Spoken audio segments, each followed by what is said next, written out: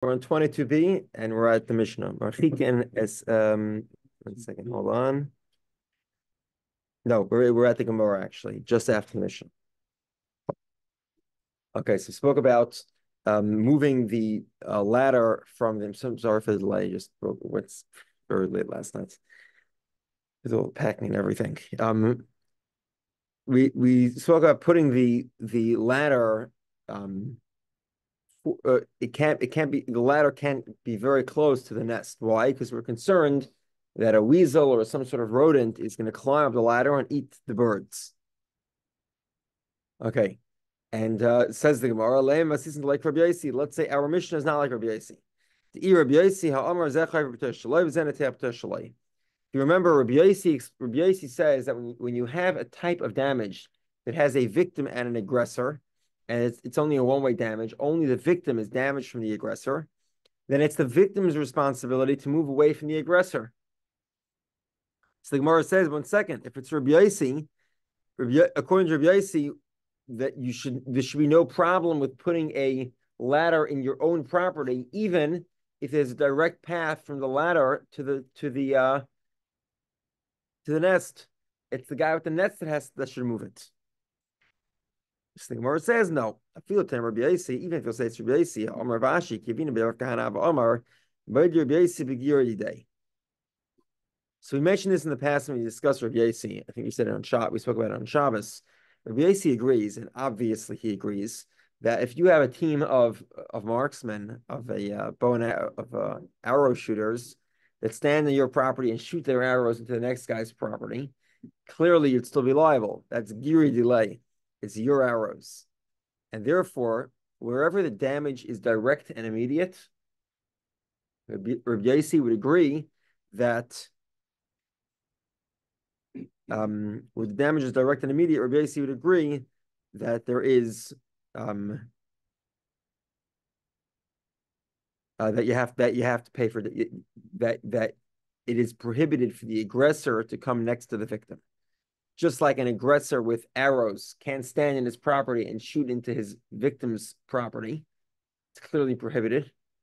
So too, if any other type of damage where the aggressor damages the victim directly and immediately, then it would be prohibited for the aggressor to engage in this type of damaging act. So Gemara said, okay, so you have a very simple, an unlikely possibility, but maybe the weasel is sitting in its lair, in its hole, and as you put down the ladder, it's immediately going to run up the ladder and kill all the doves. Okay, so the Gemara says, okay, well, even if it happens immediately, it's just one problem here. It's a scenario what we call grumma. It's indirect damage. The reason here is because if I shoot an arrow, my own power is in the arrow. Okay, and even though the arrow, technically speaking, is releasing my power that was put in over the past few minutes, whatever. As I draw back the strings when I put the energy in, latent energy, and when I release the bow, that's when the arrow flies. That's releasing energy. Over there, the energy that's being released causes the damage directly. This is what we call a bitka demaya. There was the Talmud relates that there was a guy who there was a dam, and there was a big floodgate, and the mafia tied somebody up and put him by the floodgate, and one guy opened the floodgate and killed the guy. So if he's at the floodgate, then you're liable for capital punishment. That's called killing. But if he's further downstream and it took a while till the water got there, even if he would have died inevitably, that's not called kill. That's not called murder. Okay. So now this scenario is a scenario of grumma. I don't directly cause the damage. The fact that a weasel jumped onto the ladder when I didn't even realize it potentially, and it ran and killed the doves. So you see from here, grumma melazakin also, that grumma is prohibited, meaning one is not allowed to engage in action that results in grumma occurring and indirectly damaging somebody else. Right. By the way, there's if you look at the last taste on the page, this is a major taste, very seminal taste, defining the difference between grumma and garmi. Very important distinction. So Yeah, the Ritzvah and Babas 22b. It's a famous one. Okay. Amr of Tuvi Bar Masna. Sorry, 1 second. Rav Yosef. Rav Yosef Havalei Hanu Tali. He had these small palm trees. That have also umni. There were these blood letters, the Yasfe Tusayu, and they would sit underneath the palm trees, and the also Irving, and they would let blood. For also Irvi, the ravens would come, and Achle Dama, they would eat. They would apparently ravens like blood. Visalki Abetali Umafsti Tamri.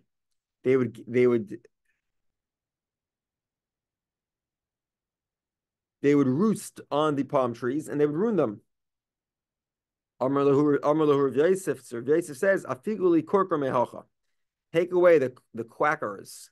That's what a corker is. He was referring to the birds from here. In other words, he told the bloodletters, get out of here so that I don't have hawks or vulture, whatever these are, predatory birds. These ravens, crows, hanging out here. Amar le'Abaya v'agramahus. Abaya says, what do you mean? It's indirect damage.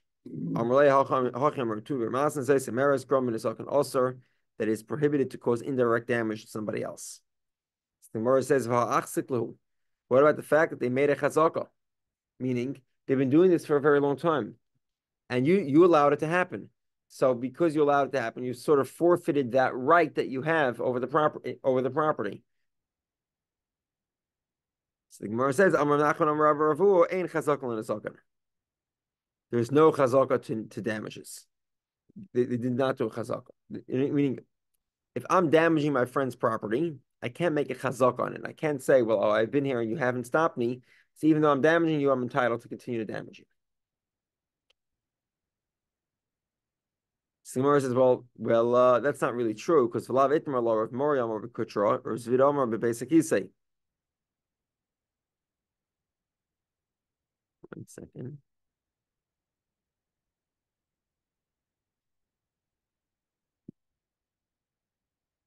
So the Gemara clarifies that no, not quite. You actually could make a chazaka on damage. Meaning, if I've been engaged, let's say, in planting mustard seed on my property, okay, and even though it damages your bees, and you haven't said anything for 3 years, you don't have a right to force me to move the mustard off the property. Similarly, the Gemara explained. Sorry. No, that's correct. If I planted the mustard for 3 years, I do have a right to. The Gemara initially thought that because it's damage here, I cannot make a chazaka. I cannot acquire the rights to plant mustard next to your beehives. And the Gemara is including that principle, ein chazaka l'nezaken, is limited to only 2 scenarios: smoke and a bathroom. Then I could say, well, I thought I would let you keep a bathroom here. A bathroom is an outhouse, obviously. Mm-hmm. I thought I'd let you keep an outhouse adjacent to my property, but actually I don't want it. Or the same thing is true of smoke. If you let your friend install a pizza oven or something, a wood-fired pizza oven, and then you say you can't handle it, then that's fine. Even if he's been there already for 3 years. However, with regard to other forms of damage, such as the ravens eating the bloods, or the guy with the mustard seed, there is a chazaka. You could, if you've been engaged in this activity for 3 years and your friend hasn't said anything about it, that means that he forgives your use of the property in this manner. And therefore, after 3 years, he can stop you. He has to allow you to continue using it. What about, so there's some exceptions of the smoke and the out. So first we made it into a general principle. Then we said, not really. Actually, the general principle is limited to just 2 scenarios. So it means as follows. Let's say I've been planting mustard seeds on my property, or I had a waste dump where I put all my flax water. And after 3 years of doing this, my friend says, I decided I'm going to keep bees, or I'm planting tomatoes next to the wall. Sorry, but you should have said something 3 years ago. You didn't say anything 3 years ago. At this point, I've been here for 3 years. You've already forgiven it. That's valid. Same thing would be true with the blood letters and the ravens. The blood letters have been here for 3 years. The ravens have been sitting on your palm trees for 3 years. You can't protest anymore. There's one exception to that, two exceptions.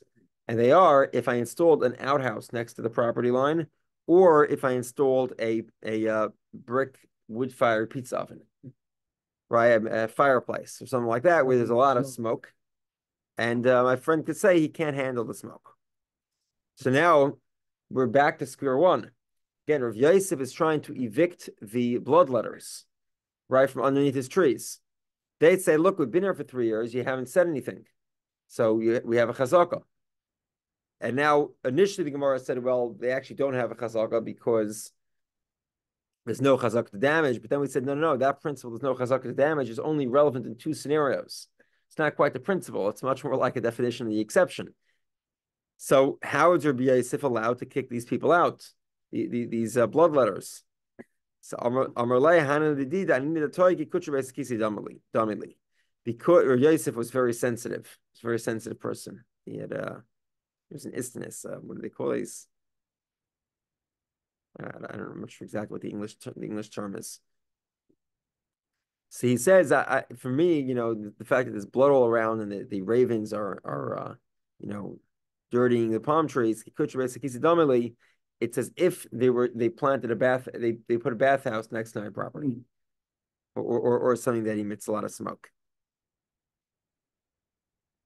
Okay.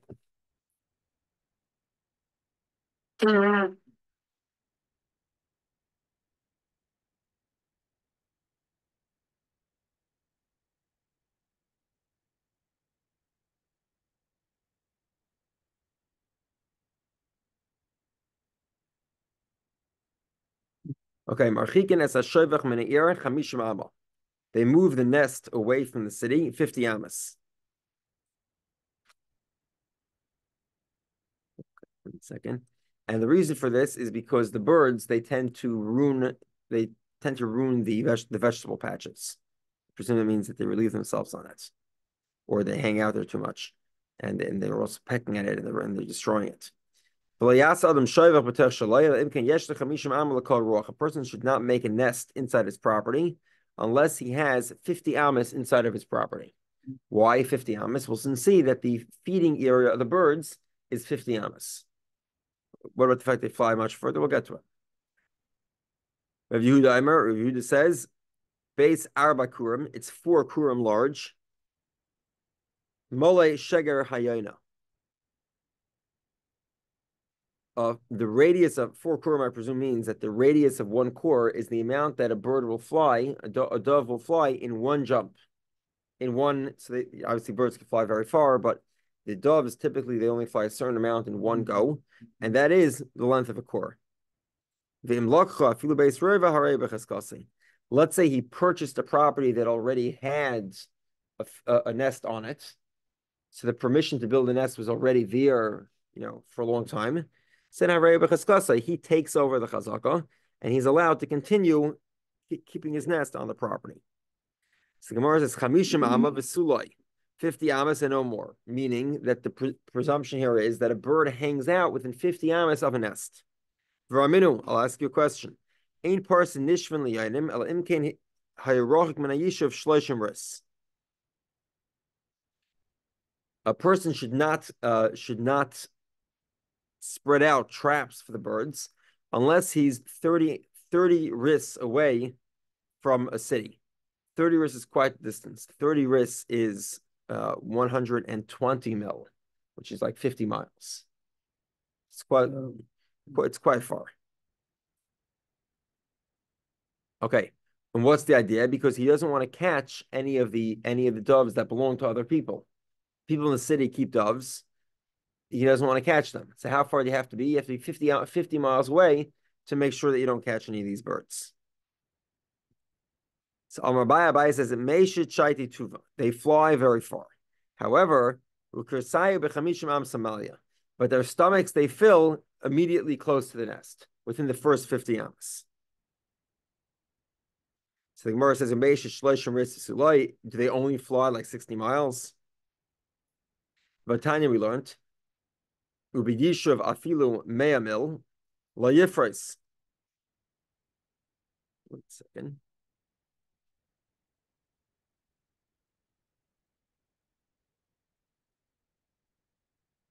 If the city is a very large city, it's 100 mil. So it'd be, 1 second here. Sorry, hold on.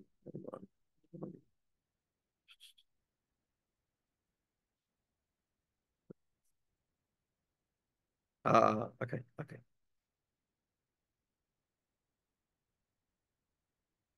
Sorry. 30, I'm sorry, made a mistake here.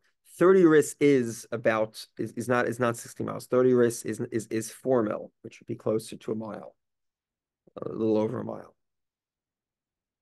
Sorry, about a mile and a half, 2 miles. Okay. But now we're saying that the birds could fly even 100 mil if it's inside of a city. So, 1 second. If you made a mill, okay. So if net 100 mil, that's already 40 miles. So can they fly only like 2 miles? Can they fly 40 miles? Rav Yosef says, "B'yishuv kromim." Rav Amar b'yishuv shayvchim. Okay, meaning if you have a lot of nests in the area or a lot of vineyards, then they can fly much further. My presumption is that they have sort of either they can recognize the territory or they have what to eat. But otherwise, it's typically the mile or 2 miles.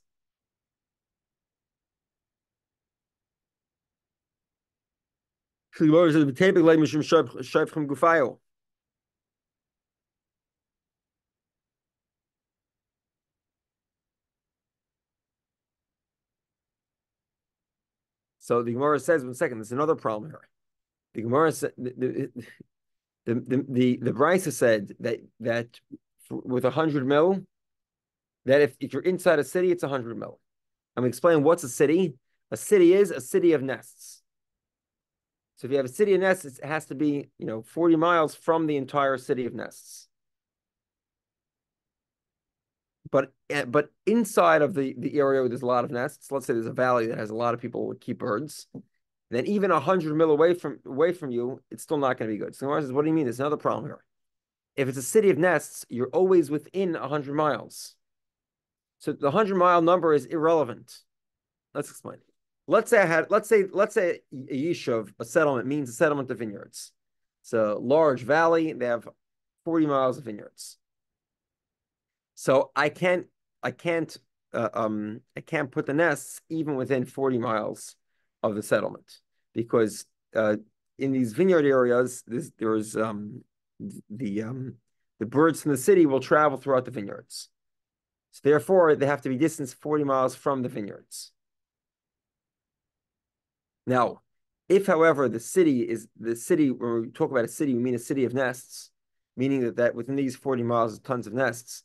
The reason why I can't put a nest within this area is because it's in the area of other nests, not because of the first nest.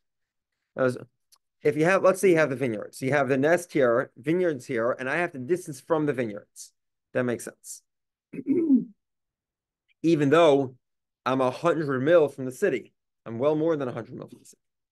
However, if the settlement here means the city here, you have a settlement of nests, meaning a valley that's full of nests. So the reason why I have to distance is because there are nests here, because these birds can't be captured because they're privately owned. See, why so here's a few possibilities. First possibility is that they actually belong to him. They're non-Jewish nests because the prohibition to catch somebody else's wild birds is only rabbinical.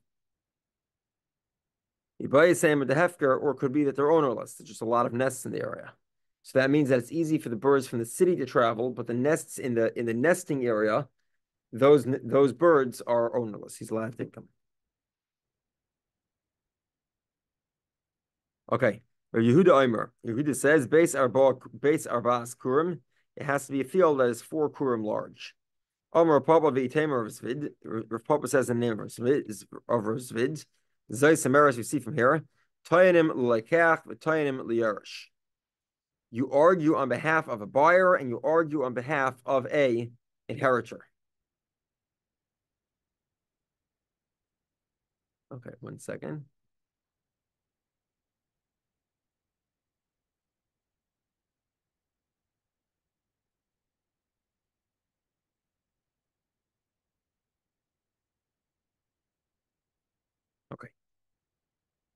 what does this mean? The general principle is as follows. Let's say I buy a property. Okay.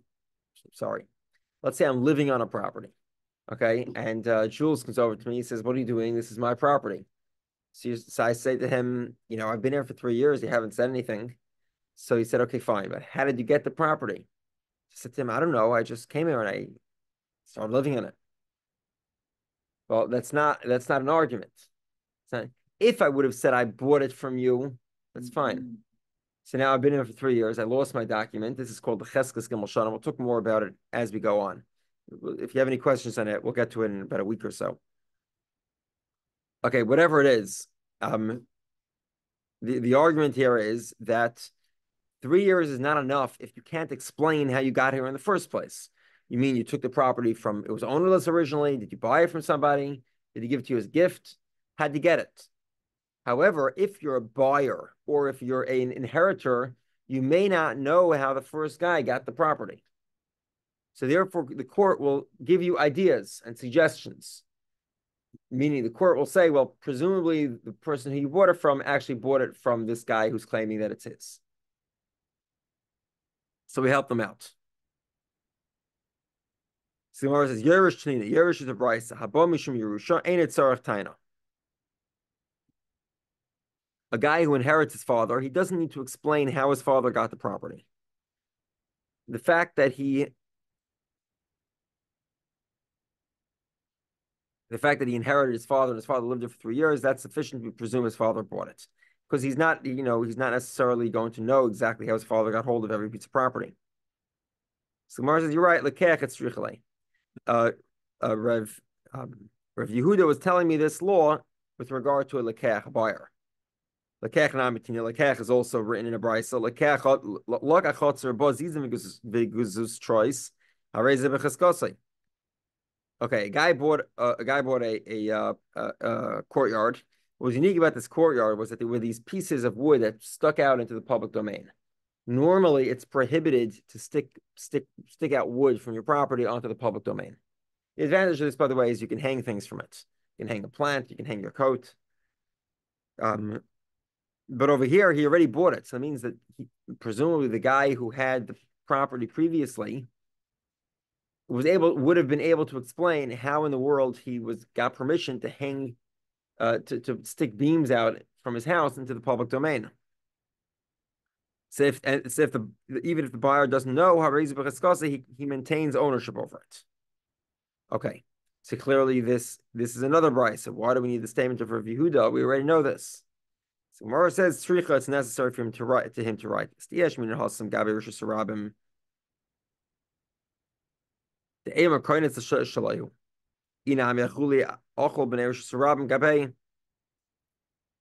Okay, so the Gemara says, with regard to a person who buys a property and it has these beams sticking out, it could be that what happened was that he actually stuck the beams out over his own private property.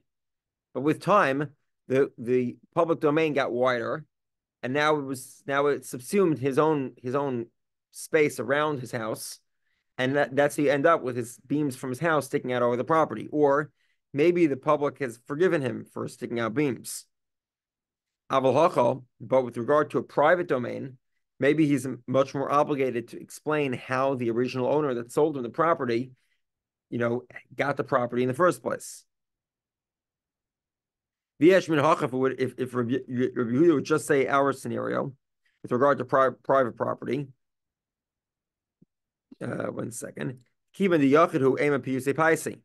regard to an individual, it's much easier to say that the individual was compensated for what he did. Meaning, let's say I bought a property and there was an outhouse at the property line.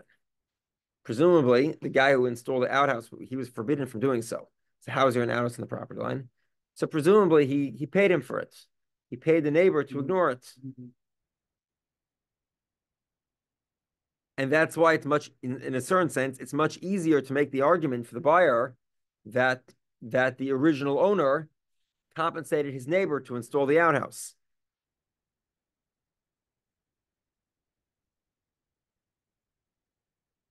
One second.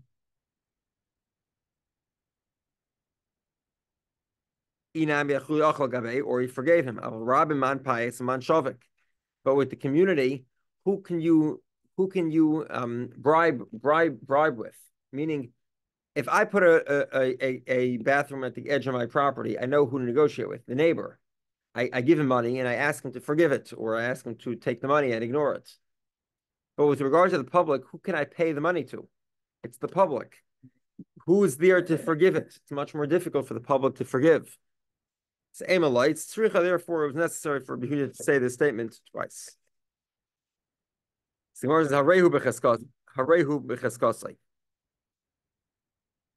Let's say the guy has the nest already at the property line. He bought the property like that, or he inherited it that way. So he's allowed to keep it that way. So the Gemara says, 1 second, his birds are going to damage his friend's vegetables. The rule is you can't make a chazakah for damages. And because these birds are damaging, you have to move the birds. So the Gemara says, no. He explained that not quite. We said that this rule was only in effect with regard to smoke or bathrooms, an outhouse. But the general rule is that actually, even if your item does damage, you could have a chazakah. If it's there for a long time and your friend didn't protest, he cannot protest anymore. Okay. Chav Gimel Amud Beis, top of the page. Nipul, you have a bird, hanimtza b'toich chamishim amo, that's found within 50 amas of a nest. Hareu shal bal shayvach, it belongs to the owner of that nest. Chutz mi chamishim amo, if it's outside of 50 amas, harehu shal moitzai, it belongs to the one who found it. Nimtza bein shnei shayvches, karav zeh shaloi, karav zeh shaloi. Let's say you have two nests that are both close to each other. You find the bird closer to one nest. The one who it's closest to, it's his bird. Mechzal mechzal. Let's say it's exactly in between. Shneim yachloiku. They both split the value of the birds.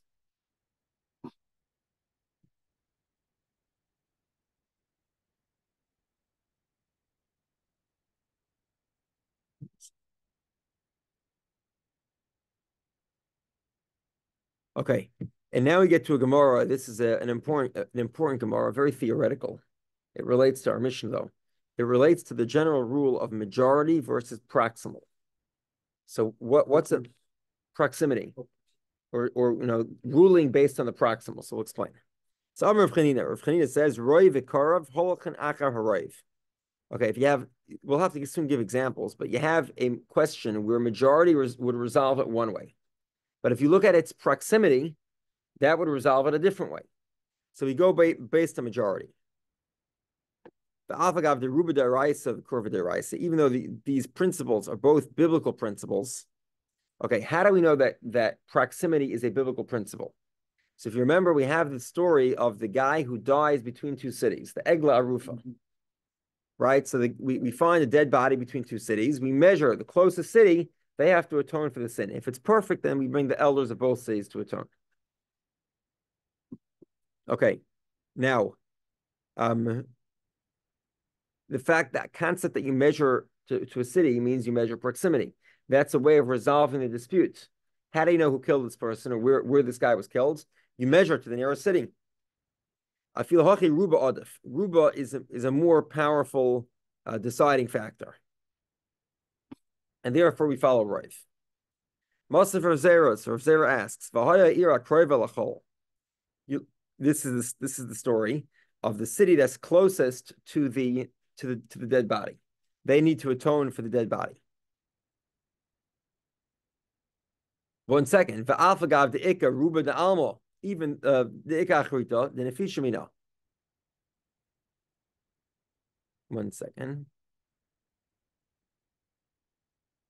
Meaning you have the world has hundreds of cities, or thousands, or millions, whatever it is. The world has hundreds of cities, and presumably the murderer could have come from any one of those 100 cities. But what do we rule? What does the Torah say? Don't look at the 100 cities. Look at the most proximal city. What does that tell me? It actually tells me that proximity is much more important than Rav, the majority. The Gemara says, "B'deleka, there are no other cities." So the Gemara says, "What does that mean?" V'leizel basa ruba d'almo. Let's go by the majority of the global population that all travel on the global roads. So Gemara says, no, we're talking about B'Yesheves Bein HaHarim. We're talking about some sort of closed off community or multiple communities that rest in the mountains. So their roads are not open to the public, or even if they are open, none of the public spends time on the roads. It's a very isolated region. So therefore, the proximal is also the majority. Okay, now let's prove from our mission. You find a bird within 50 amas of a nest, it belongs to the owner of the nest. Even though there are global birds, right, that all outweigh the majority of birds in that nest. So why do you go by majority? So Gemara says, Bidaleka, this place has no other birds except for those nests. Now, by the way, this is actually relatively easy to explain. We're talking about where they have some special birds in their nest, a bird that's not native and nobody else has. So yeah, both the majority and the proximal are the same thing. Yachi ema seifa. Well, if that's the case, look at the end of the mission. If it's outside of 50 amas, it belongs to the one who found it. The either leka vad nafel. If they're both raising parakeets in the northwest, right? They both have these parakeet cages, nests. And presumably, let's say, I think it's fair to say that there are probably no cage-free parakeets that are kept in Oregon. So if you find a parakeet even outside of 50 amas, you know exactly who owns it. Why is it limited to the 50 amas? No matter where you find it, you should be able to keep it.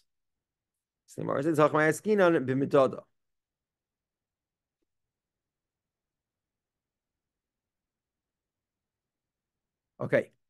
We're not talking about a dead bird. We're not talking about a bird that was found. We're talking about a bird that's midoda. What does that mean? It's sort of limping. It's able to flap its wings and maybe move on a leg or two. Because of that, it's only able to travel 50 amas, not more. So therefore, it isn't really relevant about the global question because we're talking about midoda, where the bird clearly came from this nest because it's sort of walking, but it can't fly.